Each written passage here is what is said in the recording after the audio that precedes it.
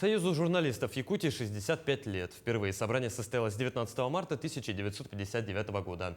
Тогда присутствовали более 80 членов новосозданного союза, а также представители партийных, советских и других организаций. В настоящее время объединение включает свыше 1000 журналистов со всех уголков Якутии и является одним из активных региональных союзов страны.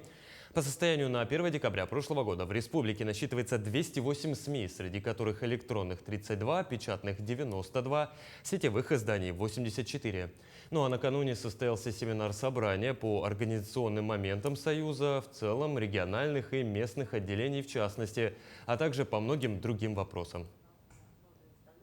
Мы поговорили об изменениях в уставе, о том, что теперь необходимо создавать на местах помимо региональных отделений и местные отделения.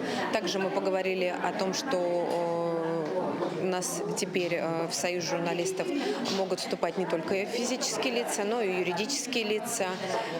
И в основном затронули основания и поговорили, когда исключаются из членства в Союз журналистов, за какие там проступки.